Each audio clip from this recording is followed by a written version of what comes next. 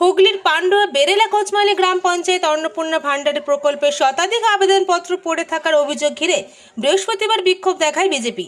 অভিযোগ, আবেদনপত্র অনলাইনে আপলোড না হওয়ায় বহু মহিলা এখনও প্রকল্পের মাসিক ৩,০০০ টাকার আর্থিক সহায়তা থেকে বঞ্চিত।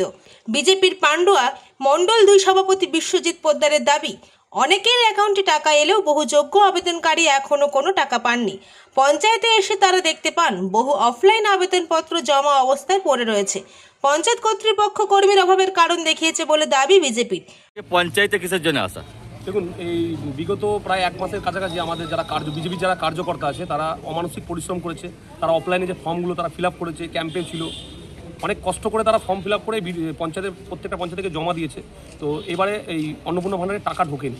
তো আমরা পঞ্চায়েতে যিনি সেক্রেটারি আছেন, প্রধানকে যখন জিজ্ঞেস করলাম, উনি বললো আমার এখানে কোনো দায়িত্ব নেই, ভিডিও থেকে তার নিজের স্টাফকে দিয়ে করিয়েছে। তো আমরা যখন এখানে সেক্রেটারি বাবুকে জিজ্ঞেস করলাম, উনি বললেন যে আমাদের লোক নেই বলে আমরা ফিল আপ অনলাইন করতে পারিনি, তাই টাকা ঢোকেনি। তা আমি এখানে এসে দেখলাম যে সত্যি এখানে স্টাফের একটু সমস্যা আছে, আর এগুলো অনলাইন করতে গেলে এত অনলাইন করা সম্ভব নয়। তো আমি বললাম যে আপনার একটা কাজ করুন, জয়েন্ট ভিডিওকে ফোন করা হলো। আমরা ফোন করে বললাম যে স্যার এটা কি করা যাবে। উনি বলল, আমাদের যে দাবি, আমরা বললাম যে আপনারা মাইকিং করে দিন, কারণ মাইকিং করে আপনারা প্রচার করেছিলেন যারা অফলাইন জমা দিয়েছে তাদের অনলাইন করার প্রয়োজন নেই। আপনারা নিজেরাই বলেছেন, নাহলে সাধারণ মানুষ কিন্তু অনলাইন করে ফেলতে পারতেন। তা আমরা ম্যাডামকে বললাম, আজকে পঞ্চায়েতের যিনি প্রধান আছেন ওনাকে বললাম যে আপনি একটা টোটো প্রচার করে দিন, আর তার সঙ্গে এই বার্তাটাও দেবেন যে অনলাইন যেহেতু করা হচ্ছে, যারা অনলাইন সেন্টারে আছে তারা যেন 100 টাকা, খুব বেশি ম্যাক্সিমাম 100 টাকার বেশি যেন কেউ এই ফর্ম ফিল আপের জন্য নেয়। কারণ হচ্ছে যারা গরিব মানুষ তাদের কাছে কেউ 150, 200, 300 নিচ্ছে, এটা ঠিক নয়। তো 100 টাকার কমে নিলেও নেওয়া যেতে পারে, কিন্তু 100 টাকার বেশি যেন না নেয়। এই ম্যাডামকে বললাম, ম্যাডাম বললো যে ঠিক আছে, আমরা আজকে টোটো প্রচার করে দিচ্ছি। তাদের যে মানুষগুলো আজকে একটা সময় লাইনে, রোদের মধ্যে লাইনে দাঁড়িয়ে, গরমের মধ্যে লাইনে দাঁড়িয়ে ফর্ম ফিল আপ করেছে, তাদের যেন একটা সুরা হয়। এবং আমাদের যারা কার্যকর্তারা অমানসিক পরিশ্রম করেছে তাদের কাছে আজকে পঞ্চায়েতে যারা যখন আসছে তখন জিজ্ঞেস করছে, যারা সাধারণ মানুষ তারা জিজ্ঞেস করছে যে আমাদের ফর্মগুলো যে তোমাদের মাধ্যমে ফিল আপ করলাম, আমার ফর্মটা কি ভুলভাল ফিল আপ করেছো, যে আমার টাকাটা ঢুকলো না কেন? এই হাজার মানুষকে আমাদের কৈফিয়ত দিতে হচ্ছে। পাশাপাশি অনলাইনে আবেদন করতে 100 টাকা বেশি ফি না নেওয়ার দাবি জানানো হয়েছে।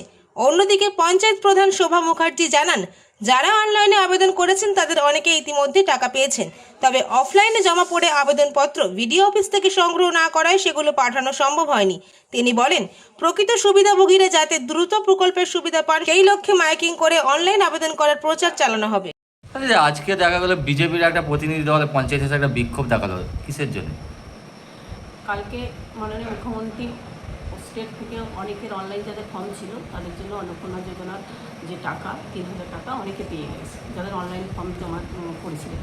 আর যাদের অফলাইন ফর্ম আমাদের পঞ্চায়েত মাধ্যমে জমা হয়েছিল, সেই ফর্মগুলি এখনও মোটামুটি বিডিও অফিস থেকে আমাদের এখান থেকে নিয়ে যাওয়ার কোনো ব্যবস্থা হয়নি, এখানেই রয়েছে। সেই জন্য ওনারা এসেছিলেন যাতে ওনারাও পান।